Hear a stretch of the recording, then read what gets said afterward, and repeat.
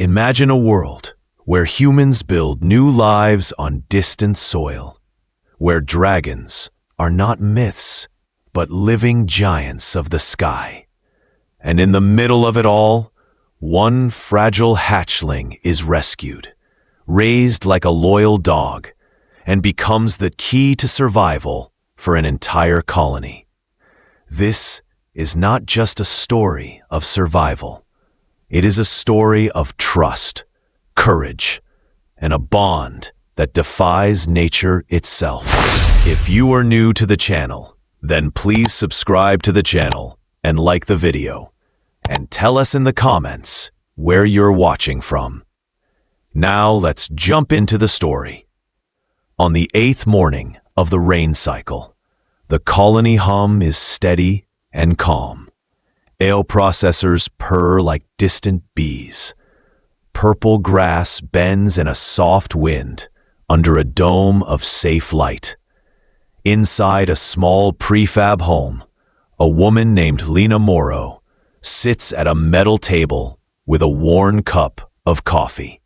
She's a retired mechanic, a careful thinker, and a quiet hero who mends what others give up on. She opens the settlement network on her tablet. A red banner flashes across the screen. Urgent notice. Wildlife Unit reports 5 ridge drake hatchlings found. Mother relocated 3 days ago. Survival without care, 0%. Licensed caregivers needed. The cup stops halfway to her mouth. The word hatchlings settles in her chest like a spark. She knows the planet's wildlife. She has seen grazing lizards in the fields and sky moths at night. But ridge drakes are different. They are ancient, protected, and proud. They are not pets. They are not meant to be anyone's project. But they are alive. They are small. They are in trouble. Lena calls to her partner, Ronan. He steps in from the herb tower with damp sleeves and a patient smile. He asks what the alarm is about. She shows him the message. He whistles under his breath. He knows that look in her eyes. It is the same look she had years ago when she fixed a broken drone in a storm so that medics could reach a farm on time. It is the same look she had when she bottle-fed a stray work dog in the transfer station. He reminds her that rules exist. Protected species, permits, inspections, meetings, penalties. Lena nods. She understands.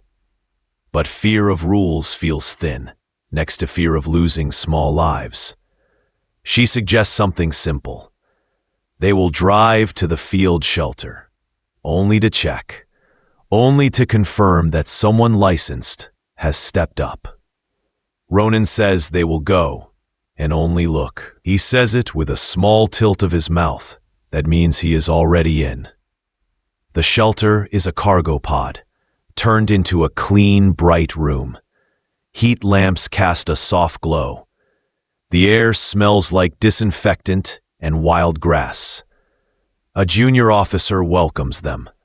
Her name tag reads Mira Vale.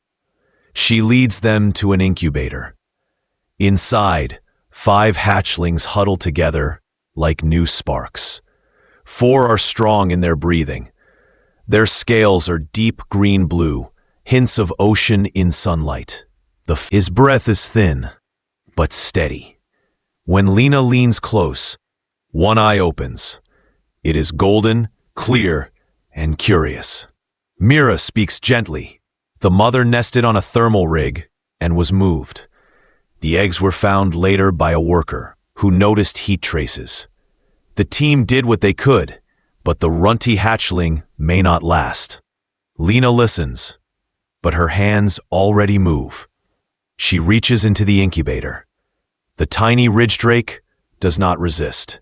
He is warm and light. His tail loops her wrist with an old instinct that says, "Hold on." In this small gesture, Choice becomes action. She says they will take him. Ronan begins to warn her. Then he stops. He sees the hatchling snuggle into her palms, seeking heat, seeking heartbeat, seeking home. He already knows the answer. Mira lists requirements.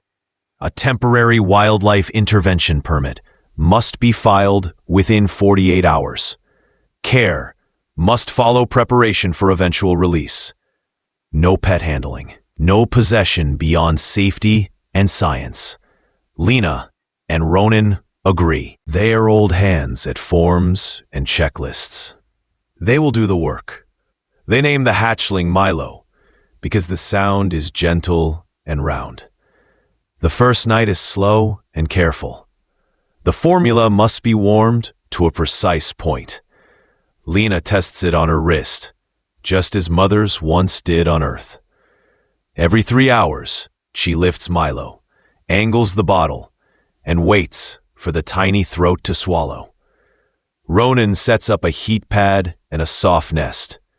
He adds a tail slot to a clean cloth diaper. The house becomes a quiet lighthouse. Lamp on. Feed. Rest. Lamp off. Repeat. Milo's breathing steadies. His eyes track Lena's voice. At dawn, a faint puff of warm vapor slips from his nostrils and leaves a hint of cinnamon in the air. Their children visit in turns.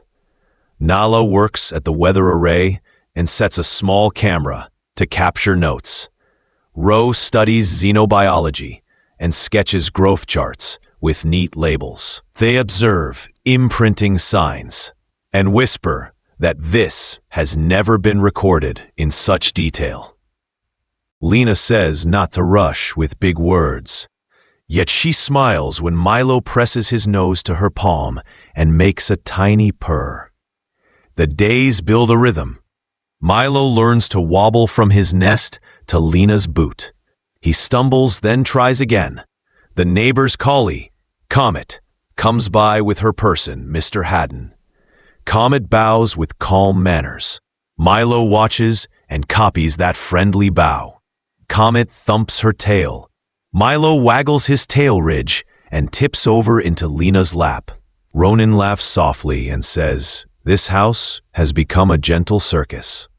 Videos of Milo's progress travel across the colony. People respond with hope, worry, and advice. Some remind them about the law. Others thank them for trying. Lena replies with respect. They have filed the permit. They log every feeding and every weight change.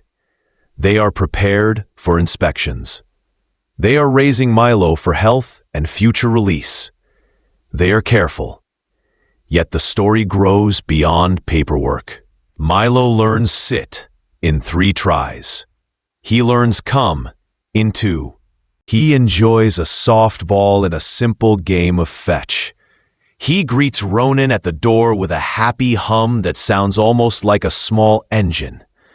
He sleeps with his chin on Lena's palm, trusting the hand that feeds him and shields him.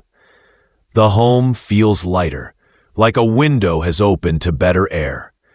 An official rover arrives one clear morning. A regional inspector steps out. Her vest is neat, and her eyes are steady.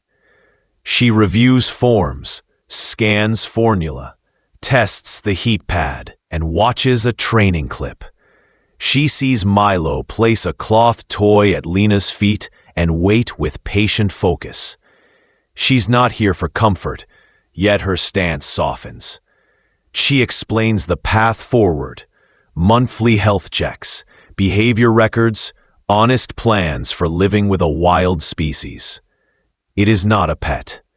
It is care with purpose. Lena agrees. Ronan agrees. They are ready to be measured by clear light.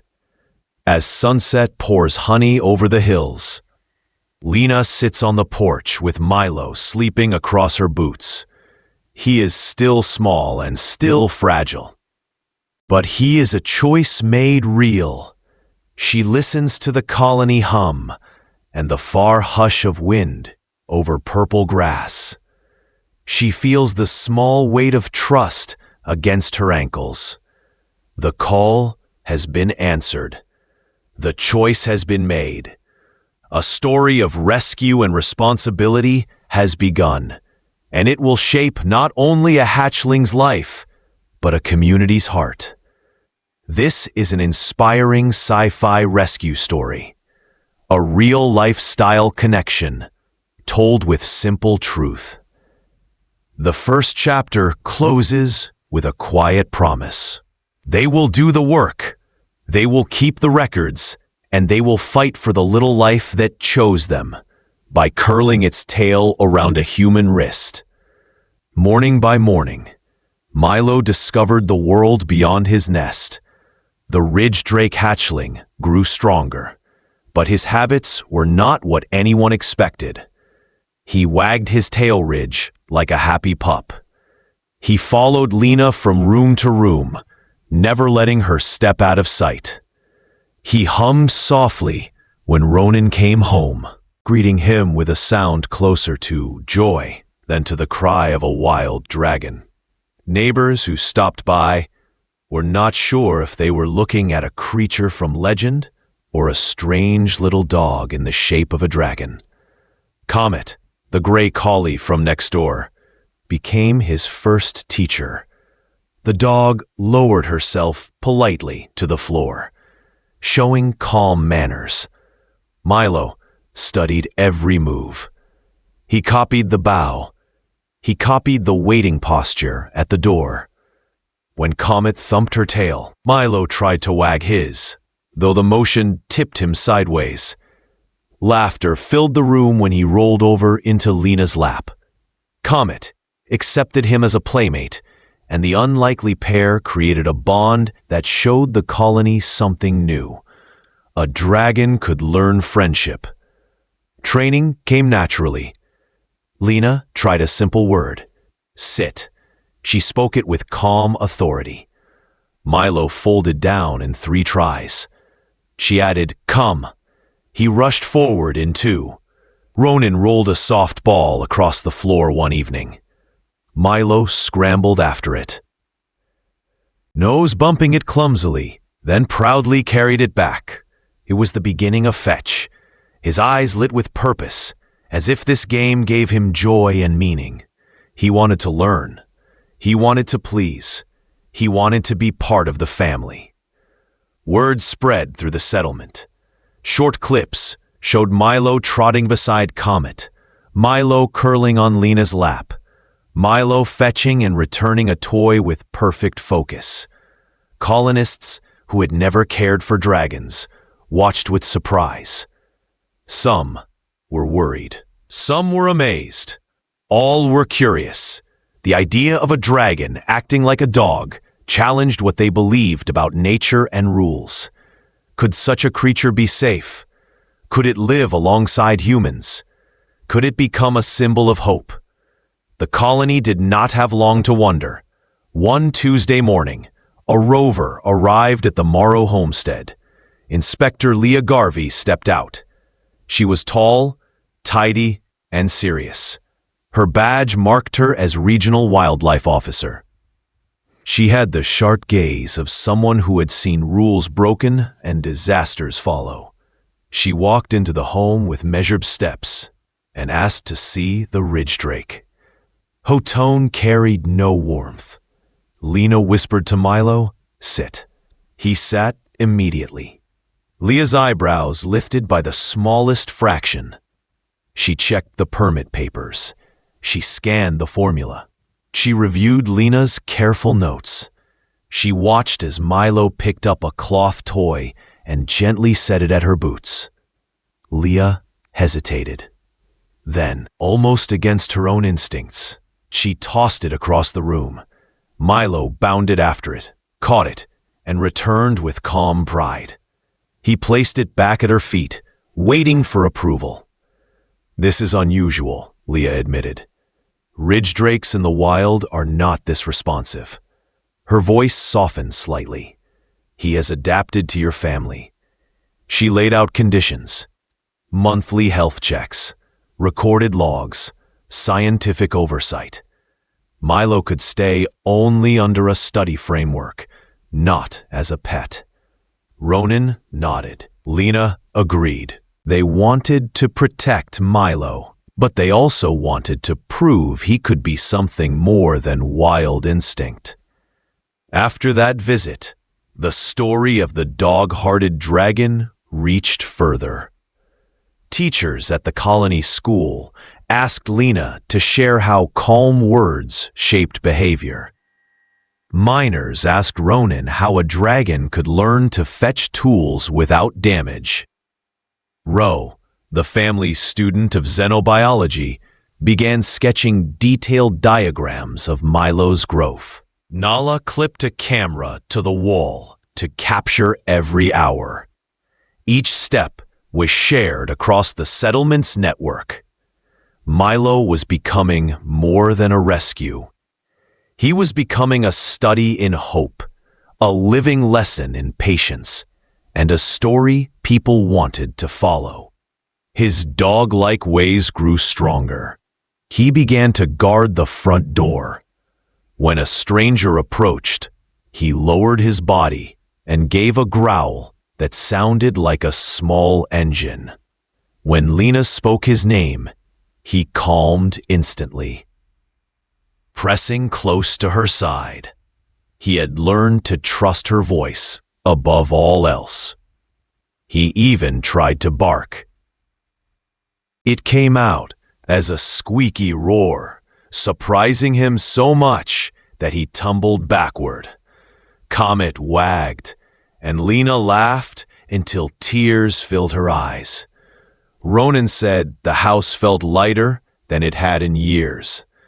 Videos showed more tricks. Milo rolling over for a small treat. Milo waiting patiently at the gate. Milo walking in step beside Comet, matching the collie's rhythm. Neighbors began to visit just to watch. The colony, once cautious, began to smile at the sight. People shared clips with captions like, "The dragon who thinks he's a pup." Milo's fame grew. But fame was not the important part. The important part was what he represented, a bridge between fear and trust, between wild and home. Inspector Leah returned for her monthly check. She stood with her recorder as Milo purred, chirped, and barked. She compared those sounds to wild recordings from the preserves. "Patterns," she said. "He blends tones. He is learning his own language with you." She did not smile, but she did not frown either. She admitted this bond could lead to new research on how humans and dragons might share a world. Her words carried weight. Her presence meant the colony was beginning to accept this strange experiment. Milo grew faster now. His scales shimmered with health. His wings strengthened, though he still preferred to trot like a dog. He greeted Ronan each evening at the door. He curled at Lena's feet when she read notes. He watched Comet carefully, always trying to copy her ways. He was not just a hatchling anymore. He was a companion. He was a guardian. He was a symbol of what could happen when patience and kindness meet wild possibility. Part 2 of his story showed that rescue was only the beginning. Milo was no longer just the weak hatchling who might not survive. He was the dog-hearted dragon, a living reminder that even the most unlikely creatures could adapt, connect, and love. The colony saw him and began to believe that perhaps dragons and humans could share more than land. Perhaps they could share trust. Perhaps they could share life. The story was no longer about rules. It was about a future shaped by choice and care. The morning began like any other. The colony's systems hummed with routine calm, and the purple grassland stretched quietly under the artificial dome of light. Yet inside Lena Morrow's home, a sudden siren shattered the stillness. The colony alert voice repeated over and over. All residents, shelter in place. Unidentified aerial phenomenon over Sector 3. Lena's chest tightened. Her eldest son, Jace, worked maintenance shifts in Sector 3's mining ring. She called for him, but the network was already jammed, every line filled with frantic voices. Ronan tried his console again and again, his fingers steady, but his jaw set. Nala rushed in with her weather jacket still half on, eyes wide with worry. "The lights are wrong," she said, pointing out the window. High above the ridge, shimmering shapes flickered. Colors, bending like molten quartz. It was no storm. It was no natural aurora. It looked deliberate, unnatural, and dangerous. Roe arrived with a portable scanner slung across their shoulder. "Every tracker is spiking," they explained quickly. "Ridge drakes from miles away are leaving their nests. They're all flying toward Sector 3. Lena froze. Dragons never gathered like this. They were territorial. They should scatter from danger, not fly into it. Then Milo reacted. The dog-hearted dragon, who had grown quickly in the months since his rescue, stiffened at Lena's side. His golden eyes narrowed to slits. A deep sound rumbled from his chest. Nothing like the playful chirps he gave Comet. Nothing like the hums he offered when curled at Lena's feet. This sound was older, more primal, a call from instincts buried in his blood. Before Lena could reach for him, he spread his wings wide. The rush of air knocked papers and chairs aside. With one powerful leap, Tim. Milo soared into the sky for the very first time. "We follow him," Lena said firmly, turning to Ronan. He hesitated for a breath, thinking of the rules, thinking of the order to shelter, then nodded. He knew better than to argue when her mind was set. Within minutes, the family loaded into their rover. Lena gripped the wheel. Ronan took the navigator's seat. Ro checked sensor data, and Nala kept trying to reach her brother. Together, they raced across the grasslands, following the faint blue speck of Milo against the troubled horizon. As the rover climbed the ridge, the view ahead made everyone fall silent. Sector 3's mining valley glowed with a terrible new shape. From the ground, a massive crystal spire had erupted, pulsing with eerie blue light. Arcs of crackling energy surrounded it, forming a cage around 3 trapped vehicles. One of them belonged to Jace's crew.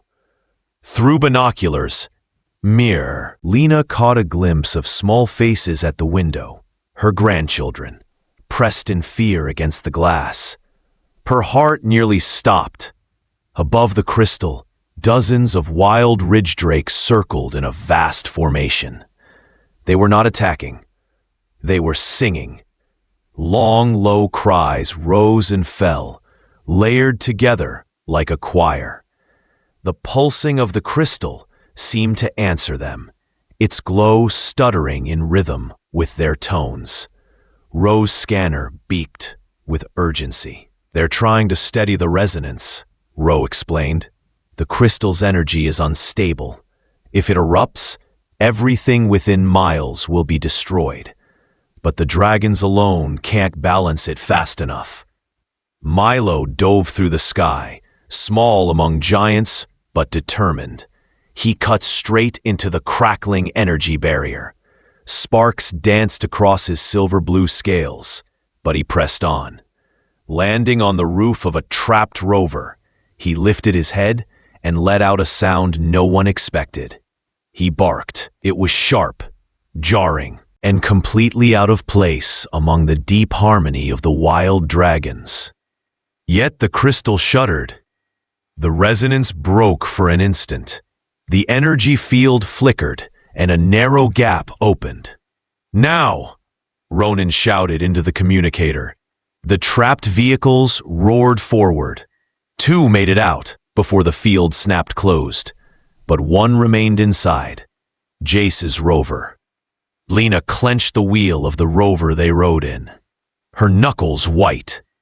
She could not lose them. Not now. Milo barked again, his body shaking with the effort. The crystal faltered, but held strong. He could not do it alone. Lena's mind raced. She remembered the training whistle Ronan had crafted, a tool they had used to teach Milo commands. She pulled it from the emergency kit. "Ro, tell me the frequency," she demanded. Ro scanned quickly, their eyes sharp with focus. 17.3 kilohertz, they said.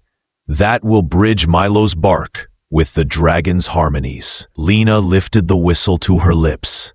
She blew. No human could hear the note, but every dragon in the valley turned its head. Milo barked again, matching the whistle's rhythm. A massive copper-backed matriarch adjusted her cry, bending her tone to meet his sound. One by one, the other dragons followed. The harmony shifted, weaving Milo's odd voice into their ancient song. The crystal pulsed, slower, calmer. The energy field flickered and opened wider than before. "Now, Jace!" Lena shouted across the open channel.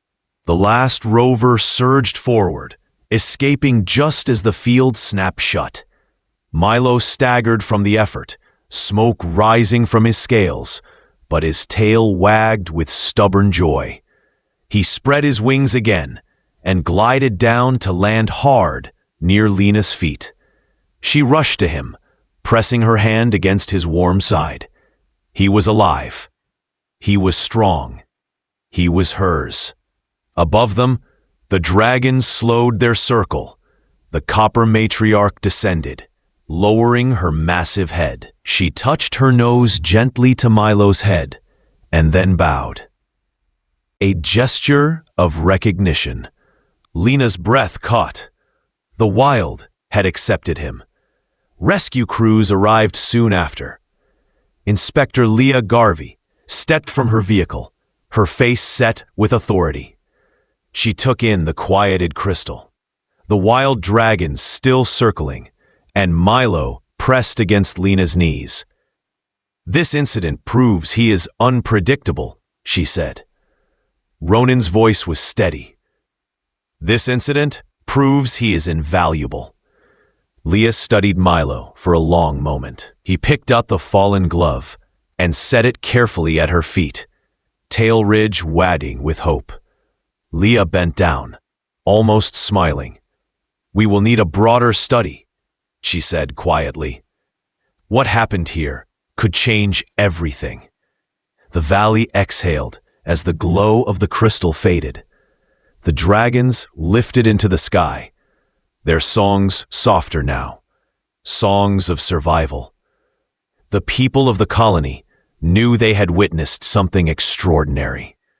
A dog-hearted dragon had stood against disaster, and a family's choice had become a bridge between two worlds. The sky had sung trouble, but it ended with hope.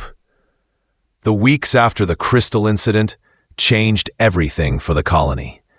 What had once been a settlement, surrounded by uncertainty, now felt like a place where trust could grow. The people no longer looked at dragons only as threats, and the dragons no longer circled the skies as strangers. The event had shown everyone that the barrier between the two worlds could be crossed, and the bridge was a silver-blue ridge drake, who thought he was part dog. Inspector Leah Garvey organized a research program immediately. She did not call it a project of control. She called it the Harmony Study. Lena, Ronan, and their children were central to it. Ro became the lead note-taker, documenting every sound Milo made and comparing them to wild dragon calls. Nala used her weather cameras to capture flights of wild dragons moving in formation alongside the settlement. Every image showed something once thought impossible. Dragons adjusting to humans. Humans adjusting to dragons, all guided by the example of one small rescue. Milo grew larger with every passing month. His wings stretched wider, his scales gleamed brighter, yet he still carried his dog-hearted ways. He brought tools to Ronan in the field, waiting for approval, the song gave them confidence when dragons came close. Over time, those visits became normal. The sight of wings against the dome no longer filled the people with dread. Instead, it felt like neighbors passing by. Mothers among the wild ridge drakes began bringing their young near the Morrow home. It was not a gesture of threat, but of curiosity. Lena stood calmly, teaching the basics she had practiced with Milo. Wait, stay, easy. She spoke softly, always respectful, always careful. The dragon mothers watched with keen eyes and seemed to approve. Once, a young dragon carried a smooth stone and dropped it into a bucket at Lena's feet, then stood proudly as if waiting for praise. She gave it gently, knowing they were all learning together. Dr. Sammy Ortega, a sound scholar from the capital, arrived to record the harmonies. He called what he heard cultural evolution. The dragons were not changing their bodies, but their songs. They were blending their voices with new rhythms, creating patterns that included Milo's odd bark. They're choosing coexistence, he explained.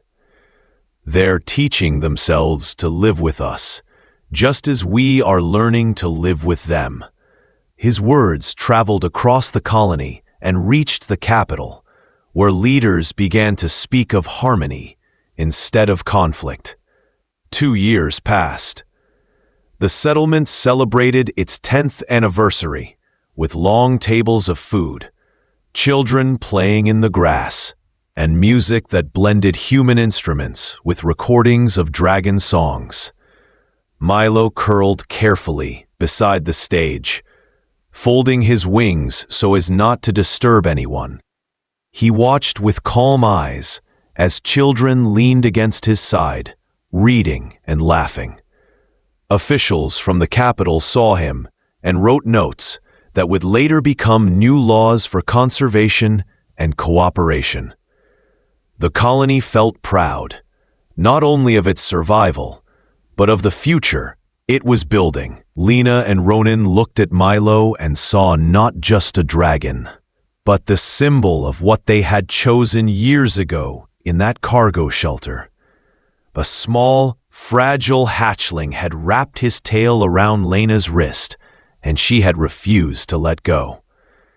Now, he was strong enough to carry them across the skies, yet gentle enough to fetch a tool or allow children to ride on his back.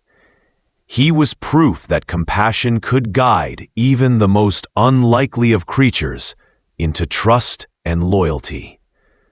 5 years after that first rescue, Lena stood in the governor's hall of the colony's capital city.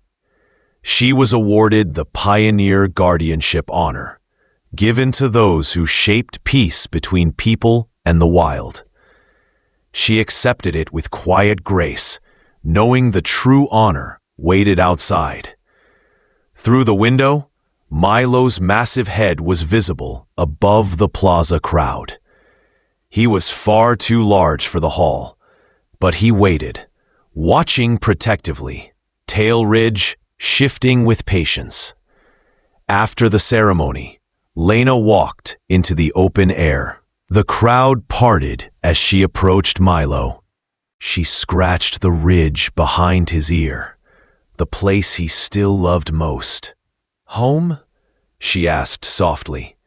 He answered with a low rumble, a sound of yes. He lowered his body, letting her climb onto his back with ease. His wings spread wide, strong enough to stir the banners, yet he waited until she was ready. Then he lifted into the sky, carrying her over the colony that had learned to live with wings above it. From the air, Lena saw scenes that once would have seemed like dreams. The Kearns family worked side by side with a bronze dragon, hauling supplies for a new clinic. The Mbai crew guided a young dragon pair to lift a fallen beam from a storm site. Children played in open fields, watched over by patient rangers and curious dragons. It was a world no one had imagined at first, a world where bridges mattered more than walls. When they landed back at the homestead, Comet shuffled forward, older now, but still wagging her tail. Milo lowered his head to greet her, nudging gently. Lena stepped down and placed her hand against his scales. In his golden eye, she saw every step of their journey. The fragile hatchling, the dog-hearted dragon, the brave rescuer, and now the bridge between two worlds. That night, as stars flickered above the dome, the settlement was quiet. People finished their meals, children settled to sleep, and dragons circled in the distance, their calls blending with the hum of machines and the bark of a few remaining earth dogs. And at the Morrow home, Milo curled beside the door, chin resting on the ground, content to guard the people he loved. He had become the bridge they needed, and his story was proof that walls could be replaced with trust, care, and shared songs.